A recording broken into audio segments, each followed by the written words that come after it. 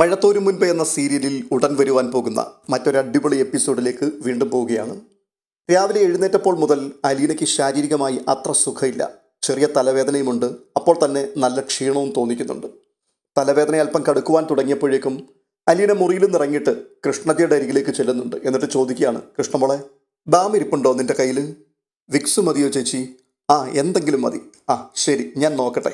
കൃഷ്ണജ മേശയുടെ ഡ്രോയറിൽ തിരച്ചു തുടങ്ങിയപ്പോഴേക്കും ശബ്ദം കേട്ടുകൊണ്ട് ബബിത അവിടേക്ക് വരുന്നുണ്ട്. എന്നിട്ട് ചോദിക്കുകയാണ്, ആർക്കാ ബാം, എന്തുപറ്റി? ബബിതയുടെ ചോദ്യം കേട്ടുകൊണ്ട് അലീന പറയുകയാണ്, അതെ, എനിക്ക് ഒരു ചെറിയ തലവേദന പോലെ. ബാം വേണമെങ്കിൽ എന്നോട് ചോദിച്ചാൽ പോരെ? ഇത് പറഞ്ഞിട്ട് ബബിത പിറുപിറുത്തുകൊണ്ട് അവളുടെ മുറിയിലേക്ക് പോയി. 2 മിനിറ്റിനുള്ളിൽ ടൈഗർ ബാമിൻ്റെ ഒരു ചെറിയ ഡപ്പിയുമായിട്ട് മടങ്ങി വന്നു. അത് അലീനയുടെ നേർക്ക് നീട്ടി. അലീന വാങ്ങി അടപ്പ് തുറന്ന് ചൂണ്ടുവിരലിൽ അല്പം ബാം തോണ്ടിയെടുത്ത് നെറ്റിയിലും ചെന്നിയിലും പുരട്ടി. തുടർന്ന് അടപ്പടച്ച് ഡപ്പി തിരികെ നൽകിയപ്പോൾ ബബിത പറയുകയാണ്, വേണ്ട, അത് വെച്ചോ തൽക്കാലം. എപ്പോഴും ഇനി ബാം ചോദിച്ചുകൊണ്ട് നടക്കണ്ടല്ലോ. ഇത് പറഞ്ഞിട്ട് അവൾ മടങ്ങിപ്പോയി. ആ ബാം പുരട്ടിയതിനു ശേഷം അലീന പോയി കിടക്കയിൽ കിടന്നു. ഒരു ഉറക്കം കഴിഞ്ഞുണർന്നപ്പോഴേക്കും അലീനയുടെ മൂക്കുകൾ അടഞ്ഞിരുന്നു. കണ്ണിന് ചെറിയ നീറ്റലുണ്ട്. ഉമിനീരിറക്കുമ്പോൾ തൊണ്ടയിൽ ഒരു മുള്ളു തടയുന്നത് പോലെ തോന്നുന്നുണ്ട്. തലവേദന അത് കലശലാകുവാൻ തുടങ്ങി. പക്ഷെ അതൊന്നും കാര്യമാക്കാതെ തുടർന്ന് ചൂലും ബക്കറ്റും വെള്ളവും ഒക്കെ എടുത്തുകൊണ്ട് റൂം തുടയ്ക്കുവാൻ വേണ്ടി ബബിതയുടെ മുറിയിലേക്ക് ചെന്നു. ബബിത നോട്ട് പകർത്തിക്കൊണ്ട് സ്റ്റഡി ടേബിളിൽ ആ സമയത്ത് ഇരിക്കുകയാണ്. അലീന നൈറ്റി എടുത്ത് കുത്തി മുറി തുടയ്ക്കുവാൻ തുടങ്ങിയപ്പോൾ ബബിത പറയുകയാണ്, അതെ, എൻ്റെ മുറി തുടയ്ക്കുകയും തൂക്കുകയും ഒന്നും ചെയ്യേണ്ട ആവശ്യമില്ല. പെട്ടെന്ന് അലീനയൊന്നും ഞെട്ടി. എന്നിട്ട് ചോദിക്കുകയാണ്, അതെന്താ തൂത്ത് തുടച്ചാൽ? വേണ്ടെന്ന് പറഞ്ഞില്ലേ, എൻ്റെ മുറി ഞാൻ തന്നെ തൂത്ത് തുടച്ചോളാം. ബബിതയുടെ മുഖത്തെ ഗൗരവഭാവവും കാർക്കശ്യത്തിലുള്ള സംസാരവും കേട്ടുകൊണ്ട് അവൾ തന്നോട് വീണ്ടും പിണങ്ങിയോ എന്നുള്ള രീതിയിൽ അലീന സൂക്ഷിച്ച് ബബിതയുടെ മുഖത്തേക്ക് നോക്കുകയാണ്. എന്നിട്ട് പറഞ്ഞു, അല്ല, ഞാനല്ലേ ഇത്രയും നാളും ഇത് ചെയ്തുകൊണ്ടിരുന്നത്. ആയിക്കോട്ടെ, ഇനി ആ പരിപാടി വേണ്ടെന്നാ പറഞ്ഞത്. എൻ്റെ റൂം ക്ലീൻ ചെയ്യാൻ എനിക്കറിയാം. ഇത് കേട്ടുകൊണ്ട് അലീന ചൂലും ബക്കറ്റും വെള്ളവുമായി തിരികെ പോകുവാൻ ഭാവിച്ചപ്പോൾ ബബിത പറയുകയാണ്, അതെ, ആ കൊണ്ടുവന്നതൊക്കെ അവിടെ വെച്ചേക്ക്, ഇനി അതും തിരിച്ചു പൊക്കിക്കൊണ്ട് പോകണ്ട. അത് കേട്ടുകൊണ്ട് അലീന മുറി വിട്ടിറങ്ങി. അല്പം കഴിഞ്ഞപ്പോൾ അവൾ വാതിലിനപ്പുറം ചെന്ന് മെല്ലെ പരിങ്ങി അതിനകത്തേക്ക് നോക്കി. ആ സമയത്ത് ബബിത മുറി തൂക്കുകയാണ്. വസ്ത്രങ്ങൾ അലക്കിയേക്കാമെന്ന് കരുതി അലീന അകത്ത് കിടന്ന് ബബിതയുടെ മുഷിഞ്ഞ വസ്ത്രങ്ങൾ പെറുക്കി തുടങ്ങി. അപ്പോൾ വീണ്ടും വിലക്ക് വന്നു. അതിലൊന്നും തൊടണ്ട, അവിടത്തേക്ക്, ഞാൻ കഴുകിക്കോളാം. ഞാനിപ്പോൾ തുണി അലക്കുന്നുണ്ട്, ആ കൂട്ടത്തിൽ ഇതും കൂടി കഴുകാം. വേണ്ടെന്നല്ലേ പറഞ്ഞത്? ഒരു തവണ പറഞ്ഞാൽ തലേ കയറത്തില്ലേ? അതവിടെ ഇട്ടിട്ട് പോവും. അലീന ഡ്രസ്സ് താഴിയിട്ട് മുറി വിട്ടിറങ്ങി. അവൾ കൃഷ്ണജയുടെ മുറിയിലെത്തി കഴുകുവാനുള്ള ഡ്രസ്സുകൾ ചോദിച്ചു. കൃഷ്ണജ സന്തോഷത്തോടെ അതെല്ലാം പെറുക്കിക്കൊടുത്തു. അലീന അതുമായി തിരിഞ്ഞപ്പോൾ വാതുക്കൽ ബബിത, അതും കൂടി അവിടെ ഇട്ടേക്ക്. അയ്യോ, ഇത് കൃഷ്ണമോളുടെ ഡ്രസ്സാണ്. മനസ്സിലായി, എൻ്റെ കണ്ണിന് കാഴ്ചക്കുറവൊന്നുമില്ല. അതും അവിടെ ഇട്ടേക്കാൻ തന്നെയാണ് പറഞ്ഞത്. അലീന ഒരു സംശയത്തോടെ ആ തുണിയും കയ്യിൽ പിടിച്ചുകൊണ്ട് നിൽക്കുകയാണ്. ബബിത മുൻപോട്ട് വന്ന് അവളുടെ കയ്യിൽ നിന്ന് തുണികൾ പിടിച്ച് താഴെയിട്ടു. എന്നിട്ട് പറയുകയാണ്, കൃഷ്ണമോളുടെ ഡ്രസ്സൊക്കെ അവൾ തന്നെ കഴുകിക്കോളും. അത് കേട്ടുകൊണ്ട് അലീന വല്ലായ്മയോടെ ആ മുറിയിൽ നിന്നും ഇറങ്ങിപ്പോയി. കിച്ചൻ്റെ വാതുക്കൽ ചെന്ന് നിന്നിട്ട് ബബിതയും കൃഷ്ണജയും തമ്മിലുള്ള വാഗ്വാദം താൻ ശ്രദ്ധിച്ചു. എൻ്റെ ഡ്രസ്സ് അലക്കണ്ടെന്ന് പറയാൻ ചേച്ചിക്ക് എന്താണ് കാര്യം? കൃഷ്ണജ ചോദിക്കുകയാണ്. നിനക്ക് കയ്യും കാലും ഒക്കെ ഉണ്ടല്ലോ, നീ അങ്ങ് ചെയ്താൽ മതി. ഈ വീട്ടിലെ വിഴുപ്പ് ആർക്കും കോൺട്രാക്റ്റ് കൊടുത്തിട്ടൊന്നുമില്ല. അങ്ങനെ പറഞ്ഞാൽ എങ്ങനെയാ ശരിയാവുക? അപ്പോൾ ഇത്രയും നാളും ചെയ്തുകൊണ്ടിരുന്നതോ? ബബിതേച്ചിയുടെ വിഴുപ്പ് അലക്കിയതും അലീന ചേച്ചി തന്നെ ആയിരുന്നില്ലേ? ഇനി അത് പറ്റില്ലെന്നാണ് പറഞ്ഞത്. നിന്റെ റൂം നീ തന്നെ ക്ലീൻ ചെയ്തോണം. നിന്റെ ഡ്രസ്സ് നീ തന്നെ അലക്കി തേച്ചെടുത്തോണം. അയ്യോടി, ഇത് എവിടുന്ന് വരുന്നു പുതിയ ഭരണക്കാരി? പറയുന്നത് അങ്ങ് കേട്ടാൽ മതി പെണ്ണേ. ഈ വീട്ടിൽ ഇന്നു മുതൽ വേലക്കാരി ഇല്ല, മനസ്സിലായോ? കർക്കശ സ്വരത്തിൽ പറഞ്ഞിട്ട് ബബിത കൃഷ്ണജയുടെ മുറിയിൽ നിന്നും ഇറങ്ങിപ്പോയി. ഈ സമയത്ത് ബബിത തന്നെ കാണാതിരിക്കുവാൻ വേണ്ടി അലീന ഡോർ കർട്ടന് പിന്നിൽ മാറി മറഞ്ഞു നിന്നു. അല്പം കഴിഞ്ഞപ്പോൾ കൃഷ്ണജ കിച്ചണിലേക്ക് കയറി വന്നിട്ട് അതിശയഭാവത്തോടു കൂടി പറയുക, ചേച്ചി കേട്ടായിരുന്നോ അവൾ പുറപ്പെടുവിച്ച ഉത്തരവുകൾ? ബബിതേച്ചിയുടെ കാര്യമാണ് ഞാൻ ഈ പറയുന്നത്. അലീന ചേച്ചിയുടെ അടുത്ത് അവർക്കിപ്പോൾ ഭയങ്കര സിമ്പതിയാണെന്ന്. എവിടായിരുന്നു ഇത്രയും കാലം? ഇപ്പം എവിടുന്ന് പൊട്ടി വീണാവോ പെട്ടെന്ന് ഈ കരുണയും കാരുണ്യവും ഒക്കെ? ഇത് പറഞ്ഞുകൊണ്ട് കൃഷ്ണജ മെല്ലെ തല തിരിച്ച് ബബിതയുടെ മുറിക്ക് നേരെ ഒന്ന് നോക്കി. എന്നിട്ട് രഹസ്യം പോലെ ശബ്ദം താഴ്ത്തി അലീനയോട് പറയുക, ബബിതേച്ചിക്കിപ്പം അലീന ചേച്ചിയുടെ അടുത്ത് കൂട്ടുകൂടിയാൽ കൊള്ളാവുന്നൊക്കെ ഉണ്ട് കേട്ടോ. പക്ഷെ ഇത്രയും കാലം ചീത്ത വിളിച്ചിരുന്നതാണല്ലോ എന്ന് ഓർക്കുമ്പോൾ ഒരു ചളിപ്പുണ്ട്. കടിച്ചു മുറിച്ചതുപോലെ വർത്തമാനം പറഞ്ഞാൽ അവളുടെ മനസ്സിൽ ട്രിപ്പ് ആരും അറിയില്ലെന്നാ പുള്ളിക്കാരിയുടെ വിചാരം. പൊട്ടി. അലീനയുടെ കണ്ണുകൾ നിറയുന്നത് കണ്ട് കൃഷ്ണജ ഒരു നിമിഷം അന്തം വിട്ടു. പക്ഷെ ചുണ്ടിൽ ഹൃദയം നിറഞ്ഞൊരു പുഞ്ചിരി. ഇതെന്താണ്, കരയാണോ അതോ ചിരിക്കുകയാണോ? ഇതിപ്പോൾ കാണുന്നവർക്ക് ഭയങ്കര കൺഫ്യൂഷൻ ആവുമല്ലോ. ഇത് പറഞ്ഞുകൊണ്ട് കൃഷ്ണജ മടങ്ങിപ്പോയി. തുടർന്ന് ബബിത തൻ്റെ ഡ്രസ്സുകളൊക്കെ സ്വയം കഴുകി തോരാനിട്ടു. ബബിതയും തനിയെ ഡ്രസ്സ് വാഷ് ചെയ്തു. തൻ്റെ മുറിയും ചുറ്റുവരാന്തയും ഒക്കെ അവൾ തന്നെ തൂത്ത് തുടച്ചു വൃത്തിയാക്കി. ഉച്ചയ്ക്ക് ഊണ് കഴിഞ്ഞ് കൃഷ്ണജ എഴുന്നേറ്റ് കൈ കഴുകുവാൻ ഭാവിച്ചപ്പോൾ ബബിത പറഞ്ഞു, അതെ, ആ എച്ചിൽ കൂടി എടുത്തു, അത് കഴുകി വെച്ചിട്ട് പോയാൽ മതി. ഇന്ന് മാത്രമല്ല, ഇനി എന്നും. താൻ ഭക്ഷണം കഴിച്ച പാത്രങ്ങൾ ബബിത ആദ്യമായി സ്വയം വൃത്തിയാക്കി. രോഹിത്തിന്റെ പ്ലേറ്റും അവൾ തന്നെ കഴുകി വെച്ചു. ഉച്ച തിരിഞ്ഞപ്പോൾ മുതൽ അലീനയ്ക്ക് തലവേദന കലശലായി, ഒപ്പം ശരീരവേദനയും കടുത്തു. അവൾ കൂടെ തുമ്മിക്കൊണ്ടായിരുന്നു. എന്നിട്ടും അവൾ കിച്ചണിൽ ജോലി ചെയ്തുകൊണ്ടിരിക്കുകയാണ്. ഇത് കണ്ടുകൊണ്ട് ബബിത വന്ന് കാര്യമായിട്ട് അവളെ ശകാരിക്കുന്നുണ്ട്. അതെ, സുഖമില്ലെങ്കിൽ വല്ലയിടത്തും പോയി കിടന്നുകൂടെ? ഇതാരെ കാണിക്കാനായിട്ടാ തുമ്മലും ചീറ്റലും മൂക്കുപിഴിച്ചിലുമൊക്കെ ആയിട്ട് വയ്യാണ്ട് നിന്നുകൊണ്ട് ജോലി ചെയ്യുന്നത്? അലീന ബബിതയുടെ മുഖത്തേക്കൊന്ന് സൂക്ഷിച്ചു നോക്കി. വാക്കുകളിലെ കാർക്കശ്യം, പക്ഷെ കണ്ണുകളിൽ അലിവും അനുകമ്പയും. വീണ്ടും അവൾ പറയുകയാ, പറഞ്ഞത് കേട്ടില്ലേ, ഇനി ഒന്നുകൂടി ആവർത്തിക്കണോ? അലീന ഒന്നും മിണ്ടാതെ ചെയ്തുകൊണ്ടിരുന്ന ജോലി അവിടെ ഇട്ടിട്ട് തൻ്റെ മുറിക്കുള്ളിലേക്ക് പോയി. ഒന്ന് കിടന്നപ്പോൾ നല്ല സുഖം. തലയുടെ ഭാരവും വേദനയും അല്പം കുറയുന്നത് പോലെ. ശരീരമാണെങ്കിൽ ഒരു തൂവല് പോലെ. പക്ഷെ കണ്ണ് കുറേശ്ശെയായിട്ട് നീറുന്നുണ്ട്. പതിയെ ഒരു മയക്കം കണ്ണുകളിലേക്ക് പടന്നു കയറി. അവൾ ഉറങ്ങിപ്പോയി. നെറ്റിയിൽ ആരോ സ്പർശിച്ചതറിഞ്ഞ് അലീന ഒന്ന് ഞെട്ടി കണ്ണു തുറന്നു. അത് ബബിതയായിരുന്നു. അവൾ കട്ടിലിനരികിൽ നിൽക്കുകയാണ്. നെറ്റിയിൽ കൈവച്ചുകൊണ്ട് പനിയുണ്ടോയെന്ന് നോക്കുകയാണ്. കാൽവിരൽ മുതൽ നെറുക വരെ ഒരു കോരിത്തരിപ്പ് പടർന്നു കയറുന്നത് പോലെ അലീന അറിഞ്ഞു. ബബിതയുടെ കൈയിന് നേർത്ത കുളിർമ, നല്ല സുഖം. അവൾ കൈയെടുക്കല്ലേ എന്ന് അലീന കൊതിച്ചുപോയി. കവളത്തും കഴുത്തിലുമെല്ലാം കൈവച്ച് നോക്കുന്നുണ്ട്. നെറ്റിയിൽ നിന്ന് കൈയെടുക്കുമ്പോൾ ബബിത തൻ്റെ ശിരസിലൊന്ന് തലോടിയോ എന്നൊരു സംശയം. അലീന കണ്ണുകളടച്ചു. അവളുടെ കൺകോണുകളിൽ നിന്നും മിഴിനീര് ഒലിച്ചിറങ്ങി. ബബിതയുടെ സാമീപ്യം അകന്നുപോയപ്പോൾ അലീന കണ്ണുകൾ തുറന്നു. വാതിൽക്കലെത്തിയപ്പോൾ മൊബൈൽ എടുത്ത് ആരെയോ വിളിക്കുവാൻ ശ്രമിക്കുകയാണ്. മറുവശത്ത് ഹലോ എന്നുള്ള ശബ്ദം കേട്ടപ്പോൾ ബബിത ചോദിച്ചു, ഹലോ, അച്ഛനല്ലേ? അതെ, എന്താ മോളെ? അച്ഛനിപ്പോൾ എവിടെയാണ്? ഞാൻ ജ്വല്ലറിയിൽ. രോഹിയേട്ടനെ നോക്കി ഡോക്ടറെ ഒന്ന് വിളിച്ചുകൊണ്ട് വരുമോ? എന്താ മോളെ, എന്തു പറ്റി? ബാലചന്ദ്രമേനോന്റെ സംസാരത്തിലെ പരിഭ്രമം ബബിത തിരിച്ചറിഞ്ഞു. ഉടനെ ബബിത വീണ്ടും പറയുകയാണ്, അതെ, അച്ഛൻ്റെ പുന്നാര മോൾക്ക് ഒരു പനി. ആർക്ക്? കൃഷ്ണമോൾക്കോ? ഓ, ഞാനും കൃഷ്ണമോളും ഒക്കെ സെക്കൻഡ് ഗ്രൂപ്പ് അല്ലേ? അച്ഛാന്ന് വിളിക്കുമ്പോൾ നാവിന്ന് തേൻ തുള്ളി വീഴുന്ന ഒരാളുണ്ടല്ലോ ഇവിടെ. ഓ, അത് ശരി. അതെൻ്റെ പുന്നാര മോളാണെന്ന് നിന്നോടാര് പറഞ്ഞു? ആ, എന്നാ പിന്നെ അമ്മയുടെ ആയിരിക്കും. അച്ഛൻ ഡോക്ടറെ ഒന്ന് വിളിച്ചുകൊണ്ട് വരാൻ പറ്റുമോ, അതോ ഞാൻ പോണോ? വേണ്ട, ഞാൻ തന്നെ വിളിച്ചുകൊണ്ട് വന്നേക്കാം. ഓക്കെ. ബബിത ഇത് പറഞ്ഞുകൊണ്ട് കോൾ കട്ട് ചെയ്തു. എന്നിട്ട് തിരിഞ്ഞ് ഗൗരവത്തിൽ അലീനയൊന്ന് നോക്കി. അപ്പോൾ അലീന, ഡോക്ടറെ വിളിക്കണ്ടായിരുന്നു, എനിക്ക് 2 പാരസെറ്റമോൾ മേടിച്ചു തന്നാൽ മതിയായിരുന്നു. ഇവിടെ രോഗിയല്ല മരുന്ന് നിശ്ചയിക്കുന്നത്, ഡോക്ടറാണ്. രോഗി അനങ്ങാതെ അവിടെ കിടന്നാൽ മതി. ഇത്രയും പറഞ്ഞിട്ട് ബബിത മുറിയിൽ നിന്ന് ഇറങ്ങിപ്പോയി. ബാലചന്ദ്രമേനോൻ ഡോക്ടറെയും കൂട്ടി വീട്ടിലേക്ക് എത്തി. ഡോക്ടർ അലീനയെ പരിശോധിച്ചു, ഇഞ്ചക്ഷൻ എടുത്തു. മരുന്ന് കുറിക്കുന്നതിനിടയിൽ ഡോക്ടർ പറയുകയാണ്, ഇത് വൈറൽ ഫീവർ പകർന്നതായിരിക്കും, സാരമില്ല, പെട്ടെന്ന് മാറിക്കൊള്ളും, റെസ്റ്റ് എടുത്താൽ മതി. ബാലചന്ദ്രമേനോൻ ഡോക്ടറെ കൊണ്ടുപോയി വിട്ടിട്ട് തിരികെ വീട്ടിലെത്തിയപ്പോൾ മക്കൾ 3 പേരും അലീനയുടെ മുറിയിലുണ്ട്. രോഹിത് അലീനയ്ക്ക് അരികെ കിടക്കയിലിരിക്കുകയാണ്. കൃഷ്ണജ കട്ടിലിൻ്റെ കാൽക്കൽ, ബബിത വാതിലിനരികിലും. ഈ കാഴ്ച കണ്ടിട്ട് ബാലചന്ദ്രമേനോൻ അസൂയ കലർന്നൊരു സന്തോഷത്തോടെ പറയുകയാണ്, ഞാനിവിടെ ഹാർട്ട് അറ്റാക്ക് ആയിട്ട് കിടന്നപ്പോൾ ആരുമില്ലായിരുന്നു എൻ്റെ അടുത്ത്. ഇവിടെ ഒരുത്തിക്ക് ജലദോഷം വന്നപ്പോൾ 3 പേരാണ് ബൈസ്റ്റാൻഡർമാരായിട്ട് വന്നിരിക്കുന്നത്. അത്രയും കേട്ടപ്പോഴേക്കും അയ്യോ ഞാനില്ലേ, എനിക്ക് വേറെ പണിയുണ്ട്, ഇത് പറഞ്ഞുകൊണ്ട് ബബിത മുറിയിൽ നിന്നും ഇറങ്ങിപ്പോയി. സന്ധ്യയോടുകൂടി അലീനയ്ക്ക് അല്പം ആശ്വാസമായി. തലവേദന ശമിച്ചു. ദേഹമൊന്ന് വിയർത്തു. പനി നന്നായി കുറഞ്ഞു. കടുത്ത ദാഹം തോന്നിയപ്പോൾ അവൾ എഴുന്നേറ്റ് കിച്ചണിലേക്ക് നടന്നു. ചുക്കും കുരുമുളകും തുളസിയും ഇട്ട് കുറച്ച് വെള്ളം തിളപ്പിക്കണമെന്ന് നിശ്ചയിച്ചാണ് കിച്ചണിലേക്ക് കയറിയത്. പക്ഷെ അപ്പോഴേക്കും ബബിത കിച്ചണിലേക്ക് എത്തിക്കഴിഞ്ഞിരുന്നു. ബബിത ചോദിക്കുകയാണ്, അല്ല, ഇവിടെ എന്താ പരിപാടി? ഞാൻ കുറച്ച് ചുക്കുവെള്ളം തിളപ്പിക്കാനുള്ള തയ്യാറെടുപ്പിലായിരുന്നു. അത് കേട്ടുകൊണ്ട് ദേഷ്യത്തോടു കൂടി ബബിത പറയുകയാണ്, ചുക്കുവെള്ളം വേണമെങ്കിലേ അതങ്ങ് പറഞ്ഞാൽ പോരെ? ഈ പനിയും വെച്ചുകൊണ്ട് നിങ്ങൾ ഒരിടത്ത് അടങ്ങിക്കിടക്കരുത്. അല്ല, എനിക്ക് നല്ലതുപോലെ പനി കുറഞ്ഞു. ഇത് പറഞ്ഞുകൊണ്ട് അലീന ടിന്നുകളിൽ നിന്ന് ചുക്കും കുരുമുളകും എടുത്തു വെച്ചു. ഹോ, ഇതൊരു ഭയങ്കര സൂക്കേട് തന്നെയാ. മലയാളത്തിലല്ലേ പറഞ്ഞത് ഞാൻ തിളപ്പിച്ചു തരാമെന്ന്? പിന്നെ അലീന അവിടെ നിന്നില്ല. അരമണിക്കൂർ കഴിഞ്ഞപ്പോൾ ബബിത ഒരു സ്റ്റീൽ മൊന്തം നിറയെ ആവി പറക്കുന്ന ചൂടുവെള്ളം കൊണ്ടുവന്ന് അലീനയുടെ മുറിയിലെ മേശമേൽ വെച്ചു. തുടർന്ന് 2 ഗ്ലാസുകളിലേക്ക് മാറി മാറി ഒഴിച്ച് അത് ചൂടാറ്റിയെടുത്തു. എന്നിട്ട് പറയുക, ദാ ചെറു ചൂടേ ഉള്ളൂ, കുടിച്ചോ. പിന്നെ എന്തെങ്കിലും ആവശ്യമുണ്ടെങ്കിൽ കൃഷ്ണമോളെ വിളിച്ചു പറഞ്ഞാൽ മതി. ഇത് പറഞ്ഞിട്ട് ബബിത വീണ്ടും മുറി വിട്ടുപോയി. അലീന ഗ്ലാസ് കയ്യിലെടുത്തു. തൊണ്ടയിൽ ഒരു ഗദ്ഗതം കുടുങ്ങിക്കിടക്കുന്നതായി അനുഭവപ്പെട്ടു. ഈ ഗ്ലാസ്സിലുള്ളത് വെറും ചുക്കുവെള്ളമല്ല എന്നവൾക്കറിയാം. താൻ ഈ വീട്ടിൽ ജോലിക്ക് വന്ന അന്നു മുതൽ തന്നെ വേദനിപ്പിക്കുകയും അവഹേളിക്കുകയും നിന്ദിക്കുകയും ചെയ്തു പോന്ന തൻ്റെ അനുജത്തി തനിക്ക് ആദ്യമായി തരുന്ന സ്നേഹജലമാണ്. അവളുടെ ക്ഷമായാചനയാണിത്. അവളുടെ പശ്ചാത്താപവും പ്രായശ്ചിത്തവുമാണിത്. അവൾ തനിക്ക് തന്ന പരിഗണനയും അംഗീകാരവുമാണ് ഈ വെള്ളത്തിൽ. നീറുന്ന നൊമ്പരങ്ങൾക്കുമേൽ അവൾ പുരട്ടുന്ന സുഗന്ധ തൈലം കൂടിയാണിത്. ഇത് ചിന്തിച്ചുകൊണ്ട് അലീന ഒരു കവിൾ കുടിച്ചിറക്കി. അവളുടെ കണ്ണിൽ നിന്നും ഗ്ലാസ്സിലേക്ക് കണ്ണുനീർ തുള്ളികൾ അടർന്നു വീണു. അവൾ യേശുദേവന്റെ ക്രൂശിത രൂപത്തിലേക്ക് നോക്കിക്കൊണ്ട് വിതുമ്പി. എനിക്ക് കിട്ടാതെ പോയതെല്ലാം നീ എനിക്ക് നേടിത്തരുന്നുണ്ടല്ലോ.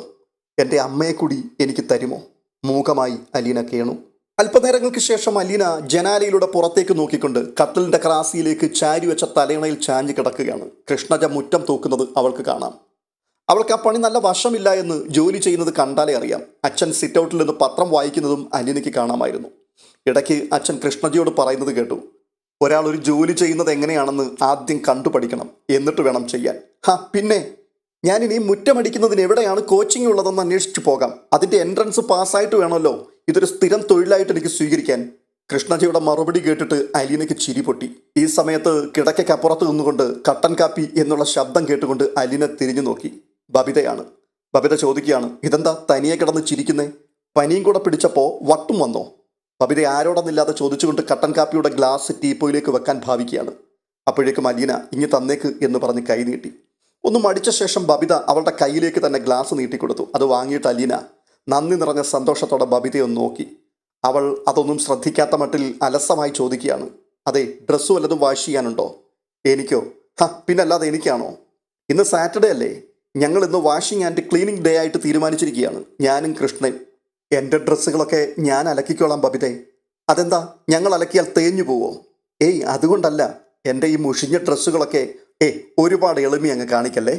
ഇത് പറഞ്ഞുകൊണ്ട് ബബിത തന്നെ അഴയിൽ നിന്നും തെരഞ്ഞ് അലീനയുടെ മുഷിഞ്ഞ വസ്ത്രങ്ങൾ എടുത്തു. ഇതിപ്പോൾ വാഷിംഗ് മെഷീനിലേക്ക് കൊണ്ടിടുന്നതിന് ആരുടെ അനുവാദമൊന്നും എനിക്ക് വേണ്ട കേട്ടോ. അയ്യോ വേണ്ട, ഞാൻ കഴുകിക്കോളാമായിരുന്നു. എനിക്കിപ്പോൾ പനിയൊന്നുമില്ല, എനിക്ക് എഴുന്നേറ്റ് ജോലി ചെയ്യാൻ പറ്റും. ഞാൻ ഇന്നലെ ഡോക്ടറെ വിളിച്ച് ചോദിച്ചിരുന്നു, 2 ദിവസം കൂടി റെസ്റ്റ് എടുക്കാൻ ഡോക്ടർ പറഞ്ഞിട്ടുണ്ട്. ഇത് പറഞ്ഞിട്ട് ബബിത തുണികളുമായി പുറത്തേക്ക് പോയി. 3 ദിവസം കൊണ്ട് അലീനയുടെ പനിയും അസ്വസ്ഥതകളും എല്ലാം വിട്ടുമാറി. ഈ സമയത്ത് രോഹിത് മുറിയിലേക്ക് വരുന്നുണ്ട്. അവൻ കിടക്കയിലിരുന്ന് അവളുടെ നെറ്റിയിൽ കൈപ്പടം വെച്ച് നോക്കി. എന്നിട്ട് പറയുകയാണ്, പനിയൊന്നും ഇല്ലല്ലോ. എനിക്കിപ്പോൾ കുഴപ്പമൊന്നുമില്ല. മരുന്ന് തീർന്നോ? അത് 2 ദിവസത്തേക്ക് കൂടിയുണ്ട്, അതൊരു കോഴ്സല്ലേ. അവർ സംസാരിച്ചു കൊണ്ടിരിക്കുമ്പോൾ ബാലചന്ദ്രമേനോൻ പത്രം 4ആയി മടക്കി കയ്യിൽ പിടിച്ചുകൊണ്ട് അവിടേക്ക് കയറി വന്നു. എന്നിട്ട് ചോദിക്കുക, നിനക്ക് വായിക്കണ്ടേ? ഇത് പറഞ്ഞുകൊണ്ട് അലീനയുടെ നേർക്ക് ആ പത്രം നീട്ടി. അവളത് വാങ്ങി രോഹിത്തിൻ്റെ കയ്യിൽ കൊടുത്തിട്ട് പുഞ്ചിരിയോടുകൂടി പറയുകയാണ്, പ്രധാന വാർത്തകളൊക്കെ നീ ഒന്ന് വായിച്ച് കേൾപ്പിച്ചാൽ മതി. ഞാൻ കംപ്ലീറ്റ് ബെഡ് റെസ്റ്റിലാണ്. അത് കേട്ടുകൊണ്ട് ബാലചന്ദ്രമേനോൻ ചിരിച്ചുകൊണ്ട്, 3-4 ദിവസം മേലനങ്ങാണ്ടിരുന്നപ്പോൾ സുഖം പിടിച്ചുപോയി അല്ലേ? ഞാൻ എന്ത് ചെയ്യാനാച്ചാ? ജോലിയൊന്നും ചെയ്യരുതെന്നാണ് ബബിതയുടെ കൽപ്പന. എനിക്ക് ഈ മുറിയിൽ നിന്നൊന്ന് പുറത്തിറങ്ങണമെങ്കിൽ അവളുടെ പാസ് വേണം. എൻ്റെ അടുക്കള അവൾ പിടിച്ചെടുത്തു. എനിക്കിപ്പോൾ ഈ വീട്ടിൽ ഒരവകാശവുമില്ല, ഒരു സ്വാതന്ത്ര്യവുമില്ല. വല്ലാത്തൊരു അടിമത്തമാച്ചാ ഇത്. ഇത് കേട്ടുകൊണ്ട് ബാലചന്ദ്രമേനോനും രോഹിത്തും കൂടി ഒന്ന് പൊട്ടിച്ചിരിച്ചു. എന്നിട്ട് ബാലചന്ദ്രൻ പറയുകയാണ്, അതെ, ഈ അടിമത്തം അനുഭവിക്കാൻ വേണ്ടി നീ എത്രമാത്രം കൊതിച്ചിട്ടുണ്ട് എന്നുള്ളത് എനിക്ക് മാത്രമേ അറിയൂ. അലീനയുടെ ചുണ്ടുകളിൽ ഒരു പുഞ്ചിരി മായാതെ നിന്നു. അവളുടെ കണ്ണുകളുടെ തിളക്കത്തിന് വ്യാപ്തി കൂടിക്കൂടി വന്നു. പെട്ടെന്ന് വിഷയം മാറ്റിക്കൊണ്ട് അലീന ബാലചന്ദ്രനോട് പറയുകയാണ്, അച്ഛാ, രോഹിത്തിൻ്റെ കാര്യത്തിൽ എന്തെങ്കിലും ചെയ്യണ്ടേ? അവന് കോളേജിൽ പോകണ്ടേ? അവനല്ലേ അതിന് തീരുമാനമെടുക്കേണ്ടത്.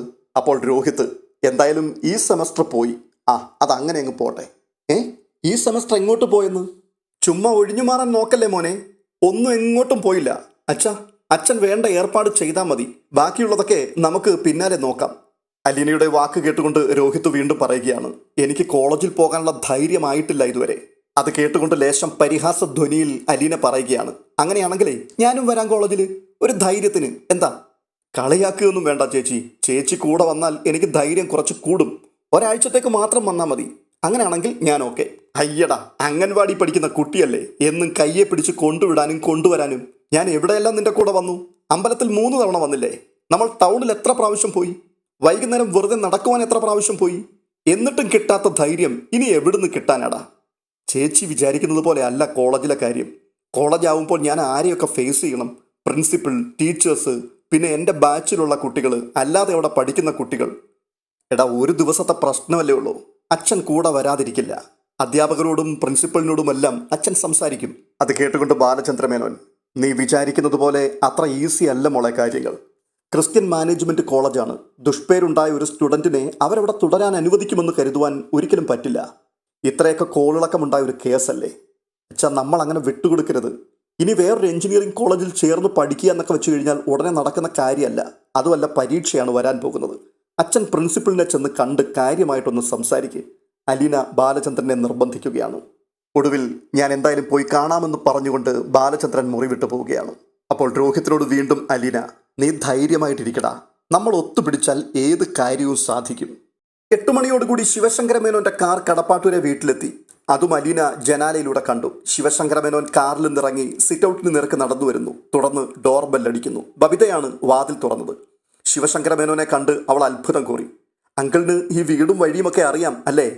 കൊല്ലപ്പള്ളിക്കാർ എല്ലാം മറന്നു കാണുമെന്നാണ് ഞാൻ വിചാരിച്ചത്. അപ്പോൾ ശിവശങ്കര മേനോൻ, അവിടുന്ന് ഇങ്ങോട്ടുള്ള ദൂരം തന്നെ ഉള്ളു മോളെ, ഇവിടുന്ന് അങ്ങോട്ടും. നിങ്ങൾക്ക് അങ്ങോട്ടും വരാം, പക്ഷെ ഇവിടുന്ന് ആരും ഈ കണ്ട കാലത്തൊന്നും അങ്ങോട്ട് വന്നതായിട്ട് ഞാനും കണ്ടിട്ടില്ല. അങ്കിൾ അവിടെ നിൽക്കാതെ അകത്തോട്ട് കയറി വാ, അല്ലെങ്കിൽ പുറത്തു നിർത്തി വർത്തമാനം പറഞ്ഞു എന്നുള്ള പരാതി കൂടി ഇനി ഞാൻ കേൾക്കേണ്ടി വരും. അത് കേട്ടുകൊണ്ട് അകത്തേക്ക് കയറിയ ശിവശങ്കര മേനോൻ, എവിടെ നിന്റെ അമ്മയെന്ന് ചോദിച്ചപ്പോൾ അമ്മ മുറിയിലുണ്ട്, പോയി കണ്ടോളൂ എന്ന് പറഞ്ഞു. ശിവശങ്കര മേനോൻ അകത്ത മുറിയിലേക്ക് പോവുകയാണ്. തുടർന്ന് ഏകദേശം 15 മിനിറ്റിലധികം അയാൾ വൈജയന്തിയുമായി സംസാരത്തിലായിരുന്നു. വൈജയന്തി ഇപ്പോൾ ആ വീട്ടിൽ ഒറ്റപ്പെട്ടിരിക്കുകയാണ്. അച്ഛനും മക്കളും ഒരു കെട്ടും, വൈജയന്തി മാത്രം ഒറ്റയ്ക്കും. ഈ സാഹചര്യത്തിൽ കഴിവിൻ്റെ പരമാവധി അയാൾ പറഞ്ഞു നോക്കി ഒരു അനുരഞ്ജനത്തിൻ്റെ പാതയിലേക്ക് എത്താൻ. അതിനുവേണ്ടി വേണമെങ്കിൽ ഇപ്പോൾ തന്നെ എനിക്ക് ബാലചന്ദ്രനോട് പിണക്കമാണെങ്കിലും ഞാൻ മുൻകൈ എടുക്കാം, സംസാരിക്കാം, ഇതൊക്കെ പറഞ്ഞു നോക്കിയെങ്കിലും ശിവശങ്കര മേനോന് വൈജയന്തിയെ അനുനയിപ്പിക്കുവാൻ കഴിഞ്ഞില്ല. അവർ കടുംപിടുത്തത്തിൽ തന്നെയാണ്. അലീനയെ ഈ വീട്ടിൽ നിന്നും ഇറക്കി വിടുന്നില്ല എങ്കിൽ ഇനി ഒരിക്കലും ഈ വീട് പഴയതുപോലെയാവില്ല. 1 മാസം കൂടി ഞാൻ നോക്കും, അതിനുശേഷം ഞാൻ പുറത്തിറങ്ങും. പുറത്തിറങ്ങിയാൽ നേരെ ഞാൻ കോടതിയിലേക്കായിരിക്കും പോകുന്നത്. ഡിവോഴ്സാണ് എൻ്റെ മുൻപിലുള്ള ലക്ഷ്യം. മറ്റോരോ ഒത്തുതീർപ്പുകൾക്കും വൈജയന്തി തയ്യാറല്ല. തുടക്കം മുതൽ ഒടുക്കം വരെയും വാശിയുടെ പുറത്ത് മാത്രം സംസാരിച്ചു കൊണ്ടിരിക്കുന്ന വൈജയന്തിയോട് കൂടുതൽ എന്തെങ്കിലും പറഞ്ഞിട്ട് അർത്ഥമില്ല എന്ന് മനസ്സിലാക്കിക്കൊണ്ട് ശിവശങ്കര മേനോൻ മെല്ലെ മുറിക്ക് പുറത്തേക്കിറങ്ങി. പുറത്ത് ബബിത കാത്തു നിൽക്കുന്നുണ്ടായിരുന്നു. അയാൾ ബബിതയോട് ചോദിക്കുകയാണ്, എവിടെടി നിന്റെ അച്ഛൻ? അച്ഛൻ മുകളിലുണ്ട്. അയാൾ എന്താ അപ്സ്റ്റെയറിലങ്ങ് വേര് പിടിച്ച് കിടക്കുകയാണോ? അതോ ഭൂമിയിലുള്ള ജീവിതം മടുത്തോ? എപ്പോൾ വന്നാലും നിന്റെ അച്ഛൻ മുകളിൽ തന്നെയാണ്. അപ്പോൾ ബബിത അർദ്ധസൂചകമായി ചോദിക്കുകയാണ്, അല്ല അങ്കിള് ഉടക്കാൻ തന്നെയാണോ വന്നത്? മൊത്തത്തിൽ അമർഷവും ദേഷ്യവും ഒക്കെ ആണല്ലോ. നിന്നോടൊന്നും ഒന്നും പറഞ്ഞിട്ട് കാര്യമില്ല. ഇത് പറഞ്ഞുകൊണ്ട് ബാലചന്ദ്ര മേനോനെ കാണുവാൻ വേണ്ടി ശിവശങ്കര മേനോൻ സ്റ്റെയർ കയറി മുകളിലേക്ക് പോവുകയാണ്. ബാലചന്ദ്ര മേനോൻ പതിവ് പോലെ ടൗണിലേക്ക് പോകുവാൻ ഒരുങ്ങുകയായിരുന്നു. ആ സമയത്ത് ഓർക്കാപ്പുറത്ത് ശിവശങ്കര മേനോനെ കണ്ട ബാലചന്ദ്രൻ ആശ്ചര്യപ്പെട്ടു. തന്നോട് വഴക്കിട്ട് പിണങ്ങി ഇറങ്ങിപ്പോയ ആളാണ്. ആശ്ചര്യത്തോടെ ബാലചന്ദ്ര മേനോൻ ചോദിക്കുകയാണ്, ശിവേട്ടൻ എന്താണ് ഈ രാവിലെ? വരുന്നു എന്ന് പറഞ്ഞ് ഒന്ന് ഫോൺ ചെയ്തു പോലും ഇല്ല. നിന്നെ കണ്ട് ഒരു കാര്യം സംസാരിക്കാൻ വേണ്ടി വന്നതാണ്. ഞാൻ ജയന്തിയുടെ കാര്യമാണ് സംസാരിക്കാൻ വന്നത്. ഓ, ശിവേട്ടൻ അവളെ കണ്ടോ? കണ്ടു, സംസാരിച്ചു. എന്നിട്ട് എന്താണ് അവളുടെ തീരുമാനം? അവളുടെ തീരുമാനം പഴയത് തന്നെയാണ്. അവൾ അങ്ങേയറ്റം 1 മാസത്തെ കാലക്കണക്കാണ് പറയുന്നത്. എന്ന് വെച്ചാൽ 1 മാസം കഴിയുമ്പോഴേക്കും അവൾക്ക് പുറത്തിറങ്ങി നടക്കാൻ പറ്റുന്ന അവസ്ഥയിലേക്ക് എത്തുമായിരിക്കുമെന്ന്. ആ സമയത്ത് അവൾ നേരെ കോടതിയിലേക്ക് പോകുമെന്നാണ് എന്നോട് ഇപ്പോൾ പറഞ്ഞിരിക്കുന്നത്. ഒരു ഒത്തുതീർപ്പിന് അവൾ തയ്യാറല്ല. ഇനിയുള്ള കാലം അവൾ സ്വന്തം കാലിൽ നിന്നുകൊള്ളാം എന്നുള്ള വാശിയാണ്. അത് ശരി. ഇപ്പൊ സ്വന്തം കാലിലാണോ നിൽക്കുന്നത്, അതോ ആരെങ്കിലും താങ്ങി പിടിച്ചിട്ടാണോ? ശിവേട്ടൻ ചെന്ന് പെങ്ങളോട് പറയണം, ഈ ഭൂമിയിൽ ആരെയും ആശ്രയിക്കാതെ ജീവിക്കാമെന്നുള്ള വിചാരം വെറും മൗഢ്യമാണെന്ന്. കഴിക്കുന്ന ഭക്ഷണം അവൾ കൃഷി ചെയ്തുണ്ടാക്കുന്നതാണോ? അതുണ്ടാക്കുകയും വിളമ്പുകയും ചെയ്യുന്ന പാത്രങ്ങൾ അവൾ നിർമ്മിക്കുന്നതാണോ?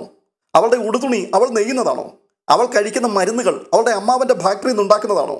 അവൾ സഞ്ചരിക്കുന്ന വാഹനം? ഇത്രയും കേട്ടപ്പോഴേക്കും ശിവശങ്കര മേനോൻ കൈ ഉയർത്തി തടഞ്ഞുകൊണ്ട് പറയുകയാണ്, മതി മതി ബാലേന്ദ്ര, ഒന്ന് നിർത്ത്. അവൾ പറയുന്ന കാര്യങ്ങൾക്കെല്ലാം അവൾക്ക് കൃത്യമായിട്ടുള്ള ന്യായങ്ങൾ നിരത്താനുണ്ട്. ഇനിയുള്ള കാലം ജീവിക്കുവാൻ വേണ്ടി അവൾ കഷ്ടപ്പെട്ടുണ്ടാക്കിയ പണം അവളുടെ കയ്യിൽ ഇരിപ്പുണ്ട്. ആ പണം കൊണ്ട് അവൾ ജീവിച്ചോളാം എന്നാണ് അവൾ പറയുന്നത്. Very good. അവളോട് പറ കുറച്ച് പൈസയുമായിട്ട് മാർക്കറ്റിലേക്ക് ചെല്ലാൻ. 1 ടിന്ന് ബ്രാൻഡഡ് നന്ദി, 1 ചാക്ക് സ്നേഹം, 1/2 കിലോയുടെ 4 പാക്കറ്റ് കടപ്പാട്, 5 ലിറ്റർ അംഗീകാരം, വിരല് ഞൊടിച്ചാൽ ഉടനെ താളം തുള്ളുന്ന ഒരു ഭർത്താവ്, കണ്ണുരുട്ടി കാണിക്കുമ്പോൾ പരുന്തിനെ കണ്ട കോഴിക്കുഞ്ഞുങ്ങളെ പോലെ കരിയിലയുടെ കീഴിലൊളിക്കുന്ന മക്കൾ, എന്ത് തോന്നിയാസത്തിനും ഏറാൻ മൂളുന്ന ആങ്ങളമാരും അമ്മയും ബന്ധുക്കളും. ഇതൊക്കെ അവിടെ ചെന്ന് വാങ്ങാൻ പറ. എല്ലാം പാലാ മാർക്കറ്റിൽ കിട്ടും. പാലാ മാർക്കറ്റിൽ കിട്ടാത്തത് കോട്ടയം മാർക്കറ്റിൽ ചെന്നാൽ കിട്ടും. ഹോൾസെയിലായിട്ടോ റീറ്റെയിലായിട്ടോ എങ്ങനെ വേണമെങ്കിലും വാങ്ങാം. പൈസയുണ്ടല്ലോ. ശിവേട്ടന്റെ പെങ്ങളുടെ കയ്യിൽ ഇഷ്ടം പോലെ പൈസയുണ്ട്. പിന്നെ എന്താ ശിവേട്ട മടിക്കുന്നേ? ബാലേന്ദ്ര, രാവിലെ ഞാൻ നിന്റെ വീട്ടിൽ കയറി വന്നതാണോ ഞാൻ ചെയ്ത ഏറ്റവും വലിയ കുറ്റം? അതിന്റെ പേരിലാണോ നിന്റെ ഈ പരിഹാസം? ശിവേട്ടൻ ആരുടെ വക്കാലത്തും പിടിച്ചുണ്ടായി വന്നതെന്ന് എനിക്ക് നന്നായിട്ട് മനസ്സിലായി. അതുകൊണ്ട് തന്നെയാണ് ഞാനിങ്ങനെയൊക്കെ സംസാരിക്കുന്നത്. ബാലചന്ദ്ര, എന്തൊക്കെ പറഞ്ഞാലും വൈജയന്തി നിന്റെ ഭാര്യയാണ്. നിങ്ങൾക്ക് 3 മക്കളുണ്ട്. നിങ്ങൾ സമാധാനത്തോടെ ജീവിച്ചു പോന്ന ഒരു നല്ല കുടുംബമാണ്. ആ കുടുംബം തകർന്നു പോകാതിരിക്കണം എന്നുള്ള അതിയായ ആഗ്രഹം കൊണ്ടാണ് ഞാനിങ്ങനെ സംസാരിക്കുവാൻ വീണ്ടും വീണ്ടും ഇവിടേക്ക് കയറി വരുന്നത്. ശിവേട്ട, ആ ബോധം ശിവേട്ടന് മാത്രം ഉണ്ടായാൽ പോരല്ലോ, അവൾക്കും ഉണ്ടാകണ്ടേ? എൻ്റെ ഭാര്യയാണ് അവളെന്നുള്ള ബോധം അവൾക്കുണ്ടായിരുന്നുവെങ്കിൽ എന്നെ അംഗീകരിക്കുവാനും ബഹുമാനിക്കുവാനും അവൾക്ക് കഴിഞ്ഞേനെ. ബാലചന്ദ്ര അത് പറയുമ്പോൾ എനിക്ക് മറുപടി പറയേണ്ടി വരും. അവളെ മാത്രം അതിന് കുറ്റപ്പെടുത്തേണ്ട കാര്യമൊന്നുമില്ല. നിനക്ക് നിന്റെ ഭാര്യയെ നിലയ്ക്ക് നിർത്തുവാൻ ഇതുവരെയും കഴിഞ്ഞിട്ടില്ല. ഞാനല്ല നിലയ്ക്ക് നിർത്തേണ്ടിയിരുന്നത്, നിങ്ങളുടെ അമ്മയാണ്. പിന്നെ നിങ്ങളും. നീ എൻ്റെ അമ്മയെ പറയരുത്. കുഴിയിലോട്ട് കാല് നീട്ടിയിരിക്കുന്ന ആ പാവം സ്ത്രീ എന്നും നിന്റെ പക്ഷം മാത്രമേ സംസാരിച്ചിട്ടുള്ളൂ. എന്നു മുതലാണ് നിങ്ങളുടെ അമ്മ പാവമായത്? ഈ 80-ാം വയസ്സിൽ അല്ലേ? ഞാൻ കേട്ടിട്ടുണ്ട് സൗദാമിനി അമ്മ കൊല്ലപ്പള്ളി മാളിക വീട്ടിലെ ഭരണക്കാരിയായിരുന്നു എന്നുള്ള ചരിത്രം. ഏതു വീട്ടിലും പെൺമക്കളുടെ റോൾ മോഡൽ അവരുടെ അമ്മ തന്നെയായിരിക്കും. ബാലേന്ദ്ര, ഈ അറിവൊക്കെ ഉള്ള നിനക്കും ഉണ്ടല്ലോ 2 പെൺമക്കൾ. അവരെ നീ എങ്ങനെയാണ് വളർത്തുന്നത്? മൂത്തവൾ നാക്കെടുത്താൽ മൂർച്ചയുള്ള വർത്തമാനം മാത്രമേ പറയൂ. അതങ്ങനെ വരൂ ശിവേട്ടാ. ജയന്തിയാണ് അവളുടെ റോൾ മോഡൽ. അമ്മയുടെ പെരുമാറ്റവും സ്വഭാവ രീതികളുമാണ് അവൾ കണ്ടുപഠിച്ചത്. പക്ഷെ ഇനി ചിലപ്പോൾ അവൾക്കൊരു മാറ്റം വന്നേക്കും. ഈ വീട്ടിൽ അവൾക്ക് മറ്റൊരു റോൾ മോഡലിനെ കണ്ടെത്തുവാൻ കഴിഞ്ഞിട്ടുണ്ട്. അലീനയായിരിക്കും അവളുടെ പുതിയ മാതൃക. ശിവേട്ടൻ എന്താ ഒരു പുച്ഛം? അലീനയെ മാതൃകയാക്കിയത് കൊണ്ട് എൻ്റെ മകൾക്ക് ഒരു ദോഷവും വരില്ല, അതെനിക്ക് ഉറപ്പാണ്. ഞാൻ നിന്നോട് വാദിച്ച് ജയിക്കുവാൻ വന്നതല്ല ബാലേന്ദ്ര. നീ നിന്റെ ഭാര്യയുമായിട്ട് ഒരു രമ്യതയിൽ പോകുവാൻ വേണ്ടി എന്തെങ്കിലും ഒരു തീരുമാനത്തിലേക്ക് എത്തണം. ഇരുഭാഗത്തും വിട്ടുവീഴ്ചകൾ അനിവാര്യമാണ്. അല്ല, വിട്ടുവീഴ്ചകൾ എന്നൊക്കെ പറയുമ്പോൾ എൻ്റെ ഭാഗത്തു നിന്നും എന്താണ് ശിവേട്ടൻ പ്രതീക്ഷിക്കുന്നത്? അല്ലെങ്കിൽ അവൾ എന്താണ് പ്രതീക്ഷിക്കുന്നത്? ബാലേന്ദ്ര, അലീന ഈ വീട്ടിൽ താമസിക്കുന്നിടത്തോളം കാലം ഈ വീട് പഴയ അവസ്ഥയിലേക്ക് മടങ്ങി വരില്ല. അതുകൊണ്ട് അലീനയെ ഇവിടുന്ന് മാറ്റണം. ശിവേട്ട, എല്ലാം അറിഞ്ഞു വെച്ചുകൊണ്ട് ശിവേട്ടൻ എന്തുകൊണ്ടാണ് ഇങ്ങനെയൊക്കെ സംസാരിക്കുന്നത്? ബാലചന്ദ്ര, ഞാൻ പറയുന്നത് നീ ഒന്ന് കേൾക്ക്. അവൾ തോറ്റ് പിന്മാറില്ല ഒരിക്കലും. കടിച്ചു ചാവുന്ന നീറെന്നൊക്കെ നീ കേട്ടിട്ടില്ലേ? പരാജയത്തെക്കാൾ പൊരുതി മരിക്കുന്നതാണ് അവൾക്കിഷ്ടം. ഇപ്പോഴാണെങ്കിൽ ഒരു ഒത്തുതീർപ്പിനുള്ള സാധ്യതയുണ്ട്. ശിവേട്ട, കൂടുതലൊന്നും സംസാരിക്കുന്നില്ല. അലീനയെ ഈ വീട്ടിൽ നിന്നും പുറത്താക്കിയതിനു ശേഷമുള്ള ഓരോ ഒത്തുതീർപ്പുകൾക്കും തൽക്കാലം ഞാനില്ല. ബാലചന്ദ്ര, ഞാൻ ഒന്ന് ചോദിക്കട്ടെ. നിനക്കെതിരെ അവൾ വിവാഹമോചനത്തിന് കേസ് കൊടുത്താൽ സമൂഹത്തിൽ നിനക്കുള്ള സ്ഥാനവും മാനവും അതൊക്കെ വെച്ച് നോക്കുമ്പോൾ നിനക്കത് അന്തസ്സാണോ യശസ്സാണോ കൂട്ടിത്തരുന്നത്? അതോ നിനക്ക് അപമാനമാണോ? അമ്മയും അച്ഛനും പിണങ്ങി പിരിഞ്ഞു എന്നുള്ളത് നിന്റെ മക്കൾക്ക് നേട്ടമായിരിക്കുമോ അതോ കോട്ടമായിരിക്കുമോ? അവരെയൊക്കെ അത് ദോഷകരമായിട്ടല്ലേ ബാധിക്കാൻ പോവുക? ജയന്തിയും നീയും തമ്മിൽ പിണങ്ങിയ ശേഷം അവരെന്തൊക്കെ ദുസ്വാതന്ത്ര്യം കാണിച്ചു എന്നുള്ളത് നിനക്കറിയാവുന്ന കാര്യമല്ലേ? ശിവേട്ട, ഞാൻ മാത്രം അത് ചിന്തിക്കേണ്ട വിഷയമല്ല. സ്വന്തം വാശിയും അഹങ്കാരവും മക്കളെ നശിപ്പിക്കുമെന്ന് അറിഞ്ഞുകൊണ്ട് തന്നെ ഒരമ്മ മറുവശത്തു നിന്നുകൊണ്ട് ഭർത്താവിനെ വെല്ലുവിളിക്കുകയാണ്, പോരിന് വാടാ എന്ന് പറഞ്ഞുകൊണ്ട്. നീയും വിട്ടുവീഴ്ചയ്ക്ക് ഒട്ടും തയ്യാറല്ലല്ലോ. ശിവേട്ട, ഈ കാര്യങ്ങളൊക്കെ കൊടുത്തിട്ട് തിരിച്ചു വാങ്ങേണ്ടതാണ്. അതാണ് പ്രകൃതി നിയമം. സ്നേഹം കൊടുത്തിട്ട് സ്നേഹം വാങ്ങണം. അംഗീകാരവും ബഹുമാനവും പരിചരണവും കൊടുത്തിട്ട് അത് തിരിച്ചു വാങ്ങണം. സന്തോഷവും സമാധാനവും കൊടുത്തിട്ട് അത് തിരിച്ചു വാങ്ങണം. കുടുംബത്തിൽ ഒരു ജനാധിപത്യം വേണ്ടേ ശിവേട്ട? ഭാര്യ ഭർത്താവിൻ്റെ സ്ഥാനം കൂടി കൈയടക്കി ഏകാധിപതിയാകാൻ ശ്രമിച്ചാൽ അതെങ്ങനെയാണ് വിട്ടുകൊടുക്കാൻ പറ്റുക? നിനക്ക് ഇപ്പോഴാണോ ബാല ആ ബോധമൊക്കെ ഉണ്ടായത്? വർഷം 22 കഴിഞ്ഞില്ലേ നീ ജയന്തിയുടെ കഴുത്തിൽ താലി കെട്ടിയിട്ട്? അത് ശരിയാണ്, വളരെ നേരത്തെ തന്നെ ഉണ്ടാവേണ്ടതായിരുന്നു. അതെൻ്റെ തെറ്റ്. കലഹവും അനിഷ്ടവും ഒഴിവാക്കുവാൻ വേണ്ടി പലതും ഞാൻ കണ്ടില്ല എന്ന് നടിച്ചു. പക്ഷേ ഒരിക്കലും തെറ്റ് തിരുത്താതിരിക്കുന്നതിനേക്കാൾ നന്നല്ലേ ശിവേട്ട വൈകിയാണെങ്കിലും ആ തെറ്റങ്ങ് തിരുത്തുന്നത്? ബാലേന്ദ്ര, കഴിഞ്ഞതൊക്കെ കഴിഞ്ഞു. അലീനയെ തൽക്കാലത്തേക്കെങ്കിലും ഈ വീട്ടിൽ നിന്ന് പറഞ്ഞയച്ചിട്ട് ഒരു ഒത്തുതീർപ്പിന് തയ്യാറാകുന്നതല്ലേ കുടുംബത്തിന് നല്ലത്? തൽക്കാലത്തേക്കോ? തൽക്കാലത്തേക്കെന്ന് വെച്ചാൽ 2-4 ദിവസത്തേക്ക് വേണമെങ്കിൽ അലീനയെ എറണാകുളത്തേക്ക് ഞാൻ പറഞ്ഞയക്കാം. അവൾക്ക് അവിടെ ഒരു കൂട്ടുകാരിയുണ്ട്. അത് പോരാ ബാലേന്ദ്ര, 6 മാസത്തേക്ക് നിനക്ക് അവളെ മാറ്റി നിർത്താൻ പറ്റുമോ? 6 മാസമോ? 6 മാസം കഴിഞ്ഞാലോ? അപ്പോഴേക്കും ജയന്തിക്ക് എന്തെങ്കിലും ഒരു മനംമാറ്റം ഉണ്ടാകുമെന്ന് നമുക്ക് പ്രതീക്ഷിക്കാം. ജയന്തിയിൽ നിന്ന് ഞാൻ ഒരു നീതിയും പ്രതീക്ഷിക്കുന്നില്ല ശിവേട്ട, അതാണ് സത്യം. ശരി, ഈ കുടുംബം പിളർന്നു പോകരുത് എന്ന് വിചാരിച്ചാണ് നിന്നോടുള്ള പിണക്കം പോലും മറന്ന് ഞാൻ ഇവിടെ വന്ന് ഇത്രയും നേരം സംസാരിച്ചത്. ഇനി എനിക്കൊന്നും പറയാനില്ല. നീ തന്നെ തീരുമാനിച്ചു. ശിവേട്ട, ഈ കുടുംബം പിളർന്നു പോകണോ വേണ്ടയോ എന്ന് നിശ്ചയിക്കേണ്ടത് ശിവേട്ടൻ്റെ പെങ്ങളാണ്. അവളോട് ചെന്ന് പറയും, ഇവിടെ എൻ്റെ തീരുമാനത്തിന് മാറ്റമൊന്നുമില്ല. ശരി, നിങ്ങളുടെ വാശി തന്നെ നടക്കട്ടെ. എവിടെ എത്തുമെന്ന് നമുക്ക് നോക്കാം. ഇത്രയും പറഞ്ഞിട്ട് ശിവശങ്കര മേനോൻ മുറി വിട്ടിറങ്ങിപ്പോയി. തുടർന്ന് ബ്രേക്ക്ഫാസ്റ്റ് കഴിക്കാനിരുന്നപ്പോൾ ബബിത അച്ഛനോട് ചോദിക്കുന്നുണ്ട്, അച്ഛാ, അങ്കിൾ എന്താണ് അർജന്റായിട്ട് വന്നതും അപ്പോൾ തന്നെ തിരികെ പോയതും? വെറുതെ വന്നതാണ്. അല്ല, വെറുതെ ഒന്നുമല്ല. അങ്കിളുടെ മുഖം കണ്ടപ്പോൾ തന്നെ എനിക്ക് മനസ്സിലായി എന്തോ ഗൗരവമുള്ള സംഭാഷണം നടന്നിട്ടുണ്ടെന്ന്. ഗൗരവമുള്ള ചില കാര്യങ്ങളൊക്കെ സംസാരിച്ചിട്ടുണ്ട്. ഈ സമയത്ത് അലീന വാതിൽ കടന്ന് ചുറ്റുവരാന്തയിലൂടെ അവിടേക്ക് നടന്നു വരുന്നുണ്ടായിരുന്നു. അലീന വരുന്നത് കാണാതെ തന്നെ ബാലചന്ദ്ര മേനോൻ പറയുകയാണ്, നിങ്ങളുടെ അമ്മ ഇനി ഒരു ഒത്തുതീർപ്പിന് തയ്യാറാവുകയും ഈ കുടുംബത്തിൽ നമുക്കൊപ്പം ഒരുമിച്ച് ഇവിടെ താമസിക്കുകയും ചെയ്യണമെങ്കിൽ അലീനയെ ഇവിടുന്ന് എന്നേക്കുമായി ഞാൻ പടിയിറക്കണം. ഇല്ല എങ്കിൽ അടുത്ത മാസം നിങ്ങളുടെ അമ്മ ഡിവോഴ്സിന് പോകും എന്നാണ് പറഞ്ഞിരിക്കുന്നത്. ഇതാണ് ശിവേട്ടൻ എന്നോട് പറഞ്ഞിട്ട് പോയത്. ഇത്രയും കേട്ടപ്പോഴേക്കും ഊണുമേശയിൽ ഒരു നിശബ്ദത തളം കെട്ടി. ബാലചന്ദ്രൻ പറഞ്ഞത് അലീന വ്യക്തമായി കേട്ടു. അവളുടെ ക്ഷീണിച്ച മുഖം ഒന്നുകൂടി വിളറി. ഉടൻ തന്നെ അവൾ തൻ്റെ മുറിയിലേക്ക് തിരികെ നടന്നു. കിടക്കയിലേക്ക് ചെന്നിരുന്നപ്പോൾ കണ്ണു നിറഞ്ഞൊഴുകി. ആ നിറകണ്ണുകളോടുകൂടി യേശുവിൻ്റെ തിരുസ്വരൂപത്തിലേക്ക് അവൾ നോക്കി. ശബ്ദമില്ലാതെ പറഞ്ഞു, ഇത്രയും നാളും നീ എൻ്റെ കൂടെ ഉണ്ടായിരുന്നതുകൊണ്ട് ഒരുപാട് നന്ദി. ഈ വീട്ടിലെ എൻ്റെ ജീവിതം അവസാനിച്ചിരിക്കുന്നു. ഇനി ഇവിടെ നിന്ന് ഞാൻ പടിയിറങ്ങുന്നതാണ് എല്ലാവർക്കും നല്ലത്. ഞാൻ സമാധാനത്തോടെ പോയിക്കൊള്ളാം. തുടർന്ന് അവൾ കിടക്കയിൽ ഒരു വശം ചരിഞ്ഞു കിടന്നു. 2 തുള്ളി കണ്ണുനീർ അവളുടെ ചെന്നിയിലൂടെ തലയിണയിലേക്ക് ഒഴുകിയിറങ്ങി. മഴ തോരും മുൻപേ സീരിയലിൽ തുടർന്ന് കാണുവാൻ പോകുന്നത് ഉദ്വേഗജനകമായ നിമിഷങ്ങളാണ്. ആ രംഗങ്ങൾക്ക് വേണ്ടി ഒരു ദിവസം കൂടി കാത്തിരിക്കാം. ഈ വീഡിയോ നിങ്ങൾക്ക് ഇഷ്ടപ്പെട്ടിട്ടുണ്ടെങ്കിൽ ഒന്ന് ലൈക്ക് ചെയ്യുകയും ഹൈപ്പ് ചെയ്യുകയും ഒപ്പം ഇതുവരെയും ഈ ചാനൽ സബ്സ്ക്രൈബ് ചെയ്തിട്ടില്ലാത്തവർ ഒന്ന് സബ്സ്ക്രൈബ് ചെയ്ത് കൂടെ കൂടുവാനും ഓർപ്പിക്കുന്നു. അടുത്ത വീഡിയോയിൽ കാണും വരേക്കും ബൈ ബൈ.